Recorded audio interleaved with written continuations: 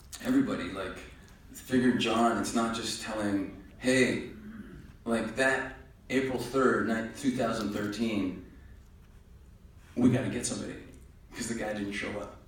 And it's like, do you tell 100 people, everybody go home, we don't know when we're playing again until we find, one of your bosses. And then not only that, but you have people that go to multiple shows that have train tickets, plane tickets, hotel rooms booked, everything you can't get a refund for because it's the day of. So how do you cancel? You can't cancel. You don't have a choice. And John's a really smart guy, and he just, well, let's get this guy because he's done it before, and it could be 2 shows, it could be 20 shows.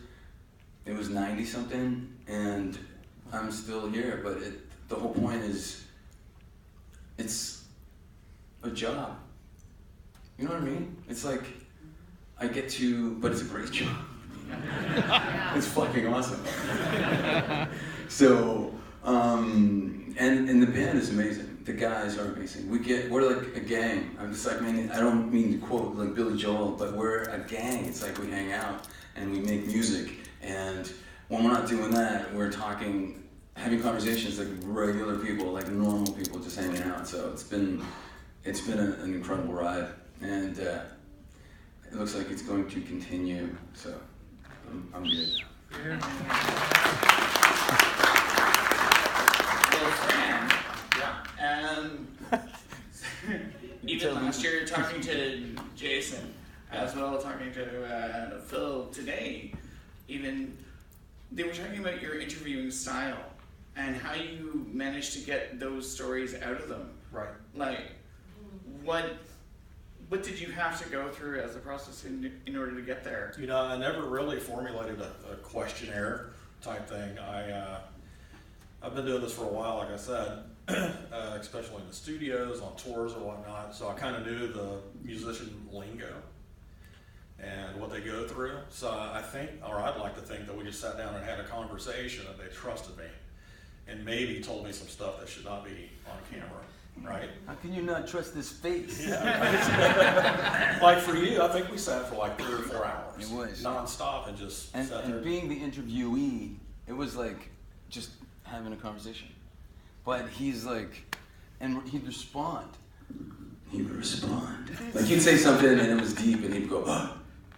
And then he'd get the next question in his head and then fire that at you and then you could come up with that answer and he'd be like, what? And it's like having a conversation. It was amazing. Yeah, and some of the more emotionally charged scenes, like the Rudy Sarzo talking about the plane crashes. We interviewed him a couple of times. The first time, I could tell he did not want to talk about it. He was not in that frame of mind, so I just didn't. But I knew that piece was so important to the puzzle of his progression, because every band that he joined afterwards was bigger than the one before. And I had to get that story. Why did you leave the Ozzy band? So we went to go do that scene, and it was only to talk about that. And he went there that day, and it was somber.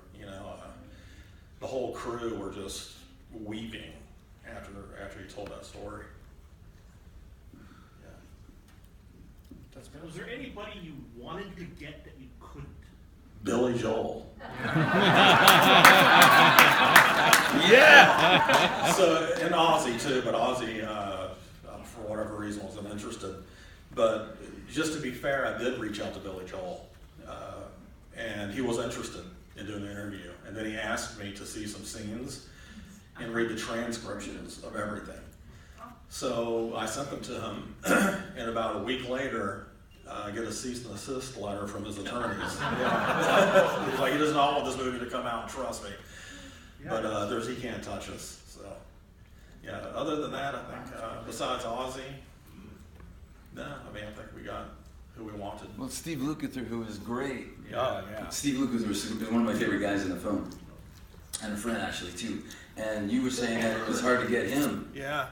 But then he just, all my buddies are in it, so I'll do it too. Yeah. Which is, that's awesome. I think that's awesome. Yeah, because I think he's put together a 40-year retrospective of Toto, so he didn't want to really, let too much information out. But after he saw that Ray Parker, Jay Graydon, David Foster, all those guys around, he's like, I've got to be in your film. I'll tell you a little bit.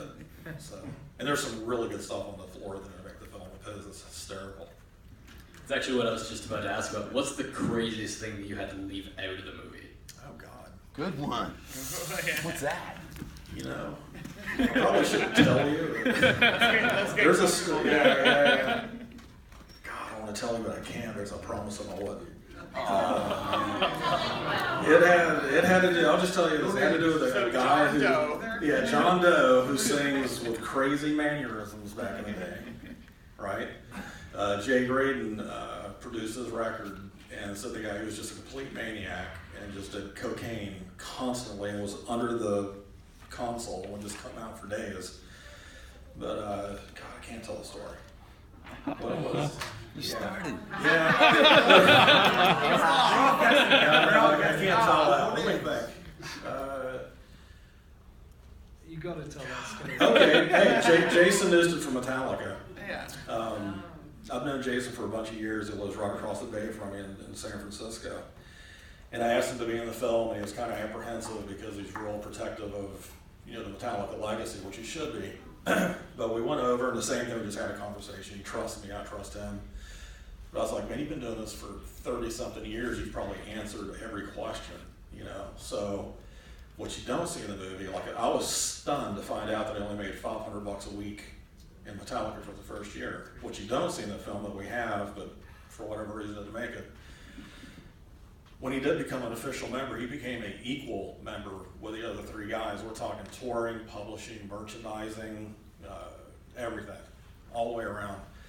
So he's at 23 or 24 at this time, and he comes home, and Metallica were getting paid quarterly at the time, right? Everything. So everything comes in one big check. So he's at home waiting, and after about 10 days, a check comes. And he's sitting there expecting to probably get $200,000 or $300,000. He knew it'd be big because And Justice for All was a really big record for those guys. And he peeled back the check, and it was for $13.9 million. That was his first check. This is before the Black Album and everything else. So he's not working now. And he also divulged to me that when John Entwistle died, The Who called him to be the first replacement, as well as, what's the name, Hamilton from Aerosmith when he got cancer? Tom Hamilton, yeah. And he declined both because he just respected them too much. He's like, I can't touch those guys' legacy. There's no way. And then when Lemmy died, they wanted to have him come sing and play bass, do like a 30-day kind of memorial tour. And they turned that down too. So, yeah. So there's a little bit of dirt. Thank you. Yeah. Cool stuff. Yeah. Anybody else? How about Jay Graydon shitting and writing? Yeah, right. He won 2 Grammys.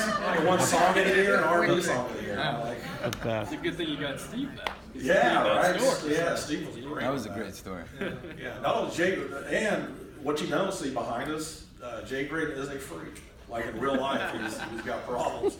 Yeah, he's super ADD and like germophobic. So we show up to his house. He lives in Sherman Oaks. He owns the entire block with the big. He did really well. So we show up and he's like, "There's going to be a box in front of the door with some supplies you guys need to put on before you even ring the doorbell." We had to come in with surgical masks and gloves and boots, like booties, before we could even ring the doorbell. And he lets us in, won't shake my hand, only fist bump me or whatever. And like, I didn't know that. yeah. That's crazy. And when he came to East West, same thing. He had rubber gloves on. We did an interview with him in Dean Parks and Ray Parker. That didn't make the film either, but they're just gearheads, man. All they talked about were like tubes and mixing boards. I was like, this is very uninteresting. Yeah. And I'll tell you one more thing about Jay Graydon. And I don't know how many people here know how music licensing works, but these songs were given to us. We had to pay a ton of money for them. But there's the publishing, which goes to the songwriters, and then the master recording that is owned by the record label. We were able to get the publishing for Peg, which you see him recreating the solo for, but the record label would not under any circumstances give us the masters. So we were stuck with either cutting the scene or replacing it with a shitty karaoke version, which a couple of the producers wanted to do, and I was adamant about not having that happen because everything's so authentic. And when I interviewed, I remember him telling me he still produces sometimes. So I just called him out of the blue. And he doesn't even wake up till 7 p.m., so it was like 10 o'clock. I'm like, hey man, he's like, hey, just doing my walk. I was like, cool. I was like, hey, so I told him the situation, we couldn't get the master cleared. I was like, would you be interested in doing a re-record? And he was like, absolutely. He goes, as a matter of fact, I'll get the surviving members that are still alive that played on that thing 40 years ago, and then we'll do a perfect re-recording, you know? So to the point where he broke out the same guitar, the same amplifier, everything. And you cannot tell the difference. The guy's he is a genius. And he hadn't turned that amplifier on in 30 years. Yeah. So he turned it on, started crackling, smoking, all the tubes and stuff. But that song is not in this cut. You're hearing the real version of Steely Dan. But we just mixed that other version last week, and it's incredible. You cannot tell the difference. I have a question here. So with all this rock and roll gold, wow, hey Phil, we need to see it all. Yeah. Any chance of it being a series or a mini-series or something like? Yeah, actually, everything you've cut out. The day after, we did a screening for buyers, you know, where the distributors come and they give you an offer, you know, come shop for your movie. Was it last Thursday? It was, right? Yeah. Santa Monica last week. The next day I got an email from Lionsgate. Interested in talking to me about a series, yeah. That's what I was like, where's Mother X? Is she here? No. Yeah. No, Mama. Do me a huge favor, because I've been asking him for 2.5 years to go through old photos, in video clips and everything else, and compile them. You don't understand, we have to call Uncle Jerry. Okay, well, Uncle Jerry. Film. Yeah. And anything you can find. He's the creepy, inappropriate uncle. Yep. So that's. What's his name? Uncle Jimmy? Uncle Jerry. Uncle Jared's creepy pizza basement. Where all the stuff lives. All right. He's got the vault of all the stuff. We need the vault because I want to do a whole series on this guy because you're talking about gutting. We have to have a block party. Yeah, man. His story was so cool. He's so charismatic and a hell of a player. And like, I wanted to put more of him in, but we just didn't have the footage to support it. You would have had a much bigger role. And you're gonna have one. You're gonna have a whole hour episode. It's like I'll watch the lights. So find the footage. Any other questions? Just gonna say, Phil, I think. Sorry, go ahead. Oh yeah. Go ahead. I wanted to know, now that you're a full-fledged member with Bon Jovi. Which I don't exactly know the definition of that. Official. You're 13. Okay. Okay. Is that going to affect your session work or things you can do in your downtime? No, I still want to finish the Drills record that I started a few years ago, and I do when I'm at home. I still get calls, come do this and come and do that, and sometimes it's movie score work, and sometimes it's somebody's record, and I gotta keep feeding my kids, so I gotta keep working. So one of the common themes throughout the documentary was this differentiation between an A-level player versus a B, and that was a very common theme. When was that moment that you knew that you were A? Or my whole life. Damn straight. And to continue, is it that all you guys know each other? And second question to that is it just like once you become A, one day you're walking in the grocery store and you get this phone call from Alice Cooper and says, yeah, come in my building. I feel like once you're at that level, you just get phone calls. You don't have to audition anymore. Is it true? I haven't had to audition in forever, I don't think. But the thing is I was at Trader Joe's, which is a market in Los Angeles, when John Bon Jovi called in 2013. And it's kind of like, John Bon Jovi calling. And then you pick up the phone and you start talking and he's like, hey, we need you in Calgary tonight. So that happens. But sometimes it could be a high-end artist, or it could be like, hey, we really need you in Santa Monica tomorrow to record a new version of the Teenage Mutant Ninja Turtles theme. And you show up and do that. And then a couple of days later, it's something else. So we're constantly knowing each other, like a lot of us do know each other, because it's funny, when I grew up listening to Steve Lukather, and he was a huge inspiration to me. So when he comes to see my band, The Drills, at the Roxy, and he's watching us, and he moves in real close to see what I'm doing for the solo, and then he backs up. I mean, that's an amazing feeling. And then when we're on the street, he goes, "Hey, that was a great joke. By the way, you did this lick that was kind of like this, but it sounded like that." And I'm like, "Shut the fuck up, you're Steve Lukather." And it's kind of like an amazing feeling, obviously, because you grow up making music, and these are the things that you dream about. So I've met a lot of my heroes. I'm friends with a lot of my heroes. I've played with a lot of my heroes. So it's been like an incredible thing when it comes to making music. But yeah, it's almost like a Rolodex, you know. But now it's a phone, of course. That Rolodex would be stupid. For me as a filmmaker, the same thing. It's like, I knew when I set out to make this movie, it had to be what you see on screen, quality-wise, content-wise, and whatnot. So I reached out to some of my high-end buddies, or A-list, you know, camera operators, sound people. And then when it came time to decide on somebody to mix the movie, because I wanted it to sound as good as it looked, where I live, literally one exit north is Skywalker Ranch, where they mix all the Star Wars and everything else. So there's no way to get a hold of them. They're kind of like the secret society thing. And there was just an email, inquire at Skywalker Sound. So I just sent a blind email to whoever, and I got a response back. And they're like, "You have a sizzle reel that we can see, and you know, what do you have in mind?" So I sent them the sizzle reel that I enticed him to do the interview with, and like 30 minutes later, "We have to work on this movie. Can we submit a bid to you?" And I'm like, "Well, shit, usually you send them a budget." I'm like, "Can you work within my budget?" So I was like, "Of course," you know. So they, you know, and I did my research in LA and stuff, and Skywalker Ranch gave us half of what the LA people were asking for.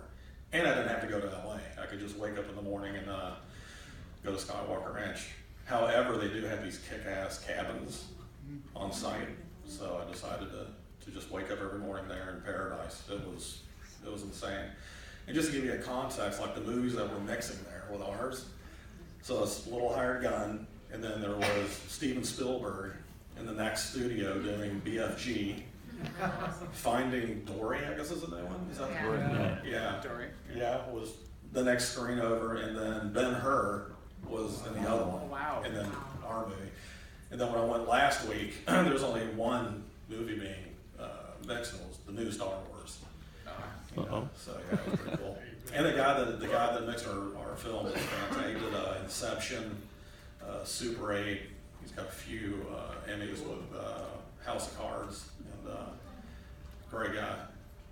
Wow. Yeah. Well, then you can actually notice that. Yeah. You notice that on screen because the sound quality is fantastic. Yeah. But even with your editing process, like you're a very good storyteller. Thank you. And how you manage to get everyone involved to be. Well, look, I got to give the credit. Here's what I pride myself with getting the content, the interviews and whatnot, and exactly what I want to get out of the subject. But I have to give all the credit to Gavin Fisher and Tim Calandrella, who are the editors, because they kind of flesh everything together. If you noticed, like some of the more emotionally charged scenes, you know, the Rudy stuff, the Liberty stuff, that was all Gavin, like early on. And he had a family emergency, so he had to kind of step back from editing the film, and that's when we got Tim involved. And he took all those stories and just kind of weaved them perfectly. Well, it was seamless. Yeah. And like it did drive everyone's individual story, and that was just brilliant. Yeah, and then we wanted to show, you know, these little what we call profiles, like, you know, the filter guy and then you. Who else we have in there? The Ted Nugent scene, which was really cool for me to hear you tell the story about jamming that in the basement with your father. Oh yeah, it was like The Voice. Derek St. Holmes, who's been Ted Nugent's singer since early 70s, and I was a huge fan of Ted Nugent when I was around 11, and when I started playing that song just with the Dr. Order with Derek St. Holmes, he started singing, and I'm thinking, oh my God, it's that voice, and he sounds exactly the same, if not better. And I immediately time traveled to, I was 11 in my dad's basement, dropping the needle on Double Like Gonzo. And I mean, that's the beauty of music, right? You remember, you time travel, you remember your first kiss and your first, and all that stuff. And I think that it's an amazing, just an amazing traveling device of, like, just being that. And everybody's looking at me kind of weird, like after, like, I was like, and they're like, you okay? I go, I'm 11. And it was just, and I totally, you know, the basement wasn't finished. It was on Adamson and in Mississauga, and I just totally remember that basement, and it was so vivid, like a dream. So, and now I'm friends with Derek because of the movie, and we text each other, and it's like one of those things, like even when I was in Nashville, we're jamming, and he goes, hey man, you know Stranglehold? And this isn't a full bar. You know Stranglehold? I go, yep. He goes, start it. All right. I go, wait. And he's like, what? Wait. And it was Rex Brown from Pantera. He was in the bar, and he's like, for some reason, he said, if you jam Stranglehold, I want to play bass. Nice. So I was like, wait, Rex Brown's here, and he wants to play bass. So he came up on stage, and we went into Stranglehold. And again, Derek starts singing, when you come again now, baby. And you're like, oh my God, it's the voice again, and I'm 11. Every time, gets me. Yeah, I gotta say the jam scenes that you saw in the film was done over a 3-day period at East West Studios. And I don't know if anybody is familiar with that studio, but it's where Frank Sinatra did all his vocals. Pet Sounds was recorded there. You know, Thriller. God, man, it's just so legendary. And another pinch me moment. I was like, there's no way I'll be able to afford this place. Right. I was able to afford it, you know, and I was very lucky that we had, I think, 19 of the people that we interviewed show up, you know, and they were all cool, you know, just one day of rehearsals, and then, you know, a shit show the next 3 days because it was madness, you know, interchanging everybody, and none of the gear broke down. And it was Kenny Aronoff that picked my song. Yeah. He was like, dude, I don't want to do any covers, let's do a drill song. And I'm like, all right, what do you want to do? And he's like, let's do Sunny Days. And I thought, it was pretty awesome. It's yeah, and he was there, like, I thought we were only going to get Kenny because he's Kenny Aronoff. I was like, he'll show up for a day, but he showed up for rehearsals and stayed all 3 days. And was like, I'll do anything you need, chart stuff, play on it. Yeah, they didn't just show up. Everybody was totally into it. It was like an amazing, like, camaraderie thing. Yeah. And brotherhood. Ava Gardner from Pink, like, if she wasn't around, we wouldn't have had a bass player because Paul Bushnell refused to play on a Ted Nugent song because of the political thing. He's like, wow. Yeah. Oh yeah. And Paul's an easygoing guy. Paul's the greatest. Yeah. The best bass player I've ever heard, except for this guy over here. Come on. There's some good guys on the screen, I'll tell you. Yeah, thanks, man. Yeah. Except for Phil's guitar.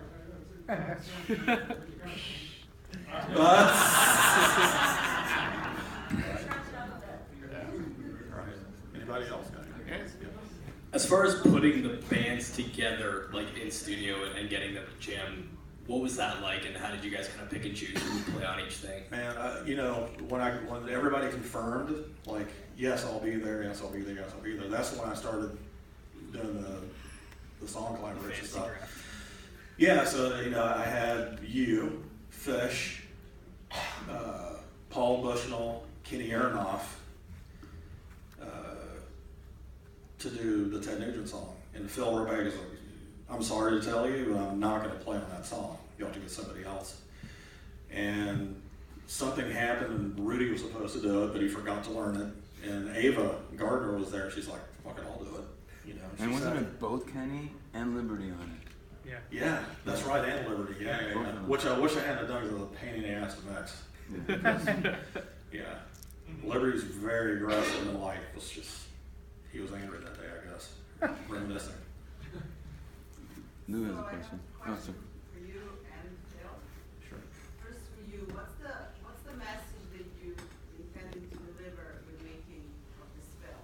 exactly what you saw on the screen. Like, I did not want it to be just a Q&A type thing, just a fluff piece. You know, I wanted to show the struggles and the tragedies and the ups and the downs, and you know, make you feel what it's like to be one of these guys just for a second. You know, and I think that like Rudy's story really hit a nerve with me because he just never took anything for granted and just followed the right path, and it paid off big dividends for him. And the nicest guy on the planet. Ever. Just the sweetest person. Yeah. And Phil. Yes.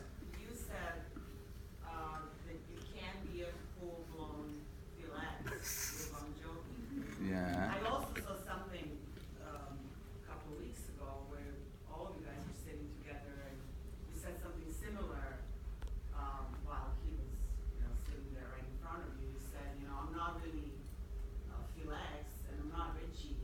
I'm just this guy that delivers guitar parts. Yeah. So just, you know, I just wonder, what do you mean and why can you not be yourself, full-blown yourself? Because I'm motherfucking crazy. And you try not to outdo the guy that the band is named after. It's basically the bottom line. Did he say you have to tone it down? Well, no, I just, nobody said anything. Nobody said, hey, calm down or anything like that. They, in fact, since the whole album, the photos, band photos and the videos, since that happened, I feel like I can go even a little further. And it's funny because John, he's such a front guy, but he's been doing what he's been doing for so many years. And then sometimes he gets really serious on stage. And it's that moment, like a couple of times on the last 4 promo shows that we did, he'd get really, really serious and go into the next song. And then he'd look over at me and I'd be banging my head and jumping around and going crazy. And he'd get a big smile on his face like, oh yeah, this is supposed to be fun. So I think what I do is infectious and it brings something else to the entire group, which is kind of neat. I hope this would sort of inspire people to play music because those guys play because they love the music. Those guys play. What about the people that are the heads of the bands or the bunch? They talk about Billy Joel or John Bon Jovi. Are all of them like Billy Joel, or most of them love the music? I think Billy Joel still loves music. I just think, I'm not even going to comment. I'm just going to say that my boss isn't like Liberty's old boss. I'm just going to say, like, people that I've met are beautiful people. If I've met people that were amazing to me, and if somebody says, man, I met Tommy Lee, what an asshole. I go, well, you have to consider that he was having a bad day. Because those people have bad days too, right? And I only know him as a great guy, and other people just, you know, everybody can have a bad day, so you have to consider that when you meet somebody who is famous, and man, that guy was a dick. And again, like, I met an actress in the line in customs at the airport the other day, and she started talking, and she was really sweet, and I'm thinking, wait a minute, I've seen you in a movie with like Robert De Niro and stuff like that. Obviously she was having a good day, so she's being a nice person. But I'm sure, you know, you can't discount the fact that, you know, everybody has a mood, and it could be a good one, it could be a bad one. So, it's one of those things. I mean, you being an interview guy, like you going on, it's your job to extract information from somebody, and if they're having a bad day, you have to kind of like switch it, right? So, I don't even know if I've answered your question. I can tell you something. A lot of these artists you see up here have musical directors that hire the band, so the main head guy never even meets the band until they do rehearsals, you know. Like Chris Johnson, he got the call in to do a session with Stevie Wonder, and he never met Stevie Wonder until the first day of rehearsals, you know, so, and they jived, you know, but he quit because the pay was not what he wanted. Yeah, Fran and Phil, I was lucky enough to be at the filming at East West Studio. Oh, yeah. Yep. And, you know, I got a chance to talk to everybody there, all the artists and that, and with that much talent in the room, you would think there'd be a ton of ego, but instead, I was greeted with a lot of like warmth, and people were like really awesome to talk to. So from your perspective as a filmmaker, what was it like to work with these guys? Yeah, man. For me, first of all, I tripped out that everybody said yes. Like the only people said no because they just were not in town or on a session somewhere. And I do remember Derek St. Holmes looking at me sideways, like, "Can you sing that just one more time so we get some more coverage on it?" He's like, "Really? Again? For the third time?" I'm like, "We just need coverage, man." But everybody was cool. But I told us in the panel today, there was a woman named Corky Hale who had a meltdown. Corky Hale is a very famous pianist, harpist that played with Frank Sinatra, Liberace, Tony Bennett, Bjork, and she's about 80 years old. And her husband was Elvis's songwriter, wrote all his big hits, Love You Tender, Hound Dog, Jailhouse Rock. He also wrote Stand By Me. Wow. And they have a lot of money, so she builds Planned Parenthoods in California. I think she's built 7 or 8 of them at this point. And she's super, super, super liberal. And Ted Nugent's super, super, super right-wing, crazy, fringe weirdo. And she's introducing herself to everybody in the green room, and Derek St. Holmes is there, and Derek is like, "Hey, how you doing?" She's like, "Hi, I'm Corky Hale. Who do you play with?" And he's like, "Ted Nugent."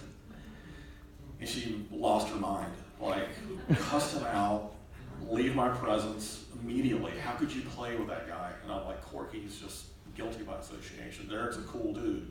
I don't give a damn. I was like, you have to give a damn because he's not making any money right now because Ted Nugent's not playing. He didn't write Elvis's songs, you know, show a little bit of respect. She wanted nothing to do with it. And Derek's in the hallway in a fetal position, freaking out, having to perform 30 minutes later. You know, so that was cool to see. You know, somebody have a complete breakdown like that. I was like, Christ, where's the camera for this? Somebody, you know what? Liberty's daughter had her iPhone out and recorded that whole thing. So we do have the audio. We may leak that later. What about you felt like working with the other artists, though? Like, how was that? It's just a schoolyard, man. A bunch of kids playing in a schoolyard. A field in which to frolic. And it was awesome. That's it. I can't beat that. Yeah, I have a question for Phil. Phil, now that you're in Bon Jovi, maybe describe what the structure of the band is like. Is it ultimately John Bon Jovi in charge, or do Kiko and David and everyone have equal say in terms of touring and, you know, the merch and all that stuff? How does that all work? I'm not allowed to disclose that information. That actually answers it. How old were you when you first were hired by a band? I think And what band was it? it was Frozen Ghost. And it was 80 something, so I must have been like 22, 21? 12? That's what Arn says. I was a kid playing the Gasworks, and he saw me play and just said, "Hey, let's get this guy on the record." And it was really cool about Frozen Ghost was it was the first time I got into an RV, not a bus, an RV, but we did play Maple Leaf Gardens. Which was, we talked about that today. I played Maple Leaf Gardens, and Maple Leaf Gardens is where I saw the concerts growing up. So I'm doing sound check, and I'm like, man, I sat there for Black Sabbath, and there for Aerosmith, and there for Ted Nugent, and there for Van Halen, and there for Van Halen, and there for Van Halen, and there for Van Halen. And it was like, yeah, now I'm playing here, and my mom and dad were there. They were up in the blues somewhere. And it was funny, because they sat beside the new guy from the record company, and this is what he told me after the show. So I'm sitting up and I'm talking to my buddy. I'm going, man, I love this new guitar player from Frozen Ghost. He's awesome. He's got long hair and looks good. And he's got moves and he plays amazing. And then I feel this tap on my shoulder and I turn around and it's this lady. And she goes, "You really like that guy?" And he's like, "Yeah, he's our son." So it was, and when he told me that, I was like, "That's so my mom." It was pretty awesome. Yeah, that was the first time I got hired, was Frozen Ghost, and then it just, and then it was Albinova, and then it was Triumph, and then I moved to LA, and then the session thing started. So it was mostly sessions, and then it turned into like the Bon Jovi thing. So, but the session thing is pretty amazing because again, I got to play with some of my heroes, which was Alice Cooper, but he wasn't there. But Rob Zombie, Tommy Lee. I was in the studio with Chris Cornell. He's one of the best singers on the planet, and so that was an amazing thing. And we were talking about that today. This is the only regret in my life. All these records that I played on, I felt like an idiot saying, "Hey man, can we take a picture?" Man, I really wish I would have taken a picture with everybody I was in the studio with, because then I would have been in the documentary more. See, Ray Parker Jr. is the self-proclaimed selfie king. He's a big fan of the film and then helps promote it. So much so that we, were on a plane together for 16 hours going to Australia for 2 weeks for promotions. And everywhere we went, the guys just selfies with everybody, man. It doesn't matter who it was. It's insane. Yeah. And you guys have to do your research on this guy, because beyond Ghostbusters, your mind will be boggled when you see the stuff he played on. Oh, and can I tell that punchline? Yes. So we were doing the Q&A like this at South by Southwest in Austin, Texas in March. And it was, how many of us were there? Like 10, 12, 16?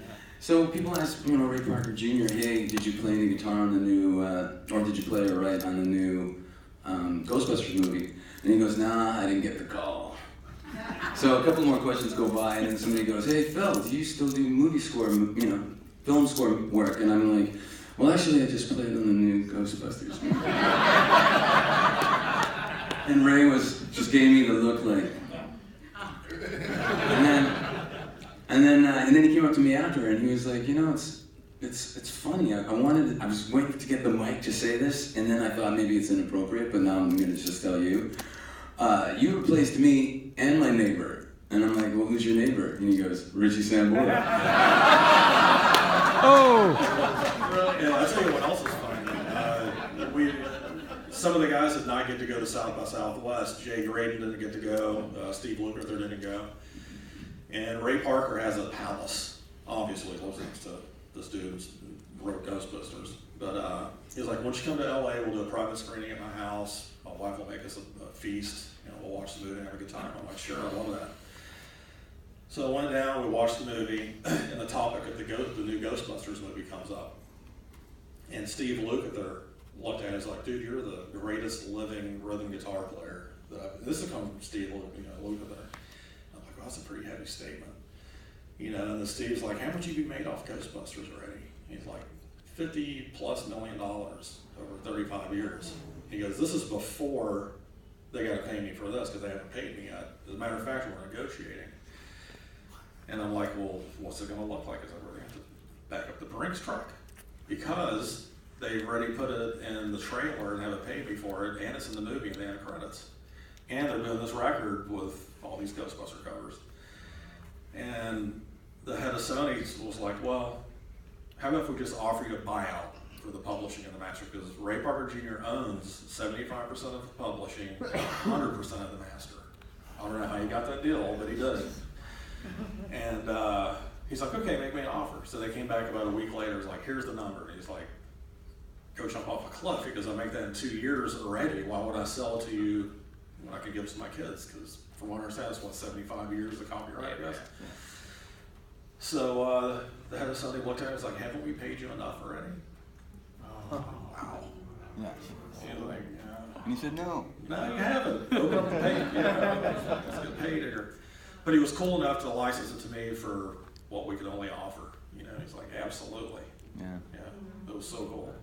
Quick question. When is it going to be available to purchase? Right. So we can watch it over and over and over again. All right. And is the soundtrack going to release? So we can get those great jams and listen. Yeah, the jams, yes. Obviously, for all those songs come out of record, you have to negotiate a deal, I guess. We just did 3 what we call distributor screenings, one in New York for Weinstein Company, Netflix, and I guess the next day Netflix gave us an offer, which we have, and then when we screened it in Santa Monica last week, they gave us some more money. They're like, we'll give you this now, because the response to that was so good. And then there's a couple of theatrical distributors we're waiting on, because we do want to do it in limited screenings. A movie like this, you're not going to see on 3,000 screens. You'll see it on 200 probably, you know, in the States anyway. And then the streaming rights will come along. So for sure Netflix, and then hopefully soon. You know, these things just take forever. I'm starting to find out. But thank you. And anybody that loved the movie on social media, because it's just grassroots and word of mouth for films like this, you know, and the more people that see it, the better it is for everybody, including the artists. Definitely. Is there any other questions?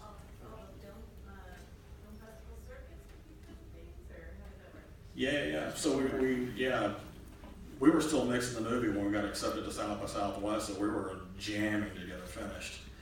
And got it finished with 4 days before we had to ship what's called DCP, the film, to the festival.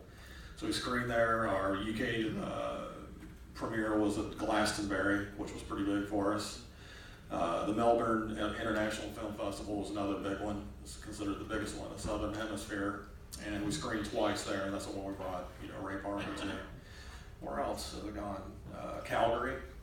And I don't know, anybody here from Calgary? Okay. Sorry. Yeah, sorry. No. Liberty DeVito and I got white-hatted, which I guess is a big honor, where they give you this cowboy hat. I don't even know about that. Yeah. That's the thing? That's the thing. I guess it's part of the stamping. Yeah, like they just gave it to Ringo Starr, Kate and Will, presidents. But we got white, yeah. There you go, man. Ringo Starr. I think we just showed in Greece, the Athens Film Festival. Oh, that's nice. Yeah, and somewhere in Norway. But yeah, it's still on the circuit for sure. What's that? Well, TIFF is already happens. So yeah, they will only take world premieres.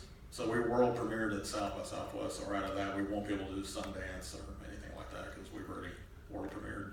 They're picky like that. How did you decide on the length of it? Yeah, you know, the happy medium is like 90 minutes to 100 minutes. After that, you start snoring and like, Jesus Christ, what is this? So to be at 98 minutes, it feels a little long to me. But when we screened it for test audiences, it hit the mark. Yeah. Just going off of that, I will say that the way you broke the film up with the jams was really well done. I thought that kind of helped with the flow of it. Yeah.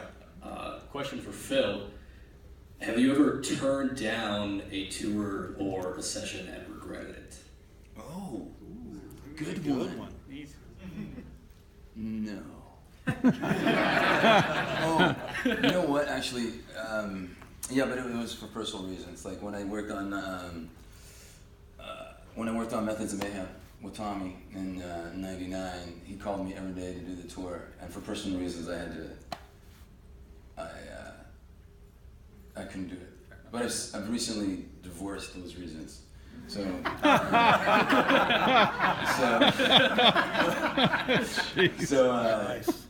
good one, right? I gotta remember that. No, but I mean, there's always been like situations where it's really hard to be a session guy because there's been situations where there's two of you. And two different producers want you for two different records on Tuesday at noon. And you're like, I can't do it. Well, we're on a deadline, so we're gonna have to get somebody else. And hearing that breaks your heart. It's devastating. But it's kind of, you know, yeah, sometimes they try, we'll wait till you're available, and that's kind of cool. But other than that, it's like, well, we're mixing on Wednesday, so it's gotta be then. But yeah, hey, you know anybody? No. Nobody. And then you meet 12 people. Hey man, I just moved to LA. If you can't do a session, give him my name. Yeah. Okay. Right? I got a question. Do you guys as hired guns, you don't have to name any names, do you ever shit talk each other? Like, this guy's, how does he get all these gigs? Actually, no. Really? Yeah. I mean, I don't think it's that kind of competitive thing. And it's funny because I've met a lot of the guys in the documentary, but the one guy that I did in was Justin Derrico. Yeah, who's amazing. But we both went to the Beck show at the Hollywood Bowl, and me and Dan, my buddy, were walking to the car, and I see him like kind of half drunk on the sidewalk. I'm go, Justin? He goes, Phil? And I'm like, hey man, what's happening? We've never met before. He goes, hey, I can't wait. We put our numbers in our phone. He goes, my Uber's here, and then that was it. Yeah. But no, I don't. You know what? He's amazing. He's like freaky amazing. I wouldn't be surprised if he got any gig on the planet. And everybody that I know that has a great gig worked their asses off. So there's only admiration and respect, and I think that's an amazing thing. Yeah, well, that was one of the things I noticed in talking to all these guys is the work ethic is like relentless. Like they want it so bad that it will not take no for an answer or slack, you know. And I guess the other thing that Chris Henderson said from 3 Doors Down, you can't be a dick face. You have to be cool because you're going to be on this bus or an airplane in tight quarters for 18 months. And, well, and the bottom line too is there's two things. If like you get a call from say Bon Jovi in my case, and you show up and play, well if you suck, you're going home. And then if you get on the jet, yeah I said jet. You get on the jet and you're not a very warm or there's like warm and fuzzy feelings with everybody on the jet, then again you're going home. So there's so many elements that are important to having that kind of gig. So Phil, has it actually hit you that you are in Bon Jovi? No. I don't know if it will. But then again, I still think the word member is a very, I don't know exactly how it's defined, but the really interesting thing about it is that I didn't know what to say. Like we're playing on Howard Stern, and Howard looks at me and he goes, "So hey, what's it like? Replacing Richie Sambora?" And I give my answer, and then he goes, "So are you officially a member now?" And I didn't know what to say. I was like, and then I look at Johnny, and he's like, and I'm like, well, John's nodding his head, so I guess I am. I don't even know. You have that discussion with the boss, and he says, well, you're not a member, but it could happen down the road. And then the next day you're getting congratulatory comments like, hey, congratulations, you're a member now. And I'm like, what are you talking about? And then I go on Facebook, or somebody sends me a link to About Bon Jovi on Facebook, and it names me as a member. And I'm like, wait a minute. That changes the deal, right? Alright, so we should really start to wrap this Yeah. up. But I have a question, how many people gotta go to the can? Exactly. Right. Well, thank you for all coming. No, thank you. Thank you. Much appreciated. Give me the last word. Yeah, just like I said, if you go on social or Facebook, hashtag Hired Gun Film, go like us, spread the word, because it's the only way people see this film. Thank you for coming out. Woo! Well done,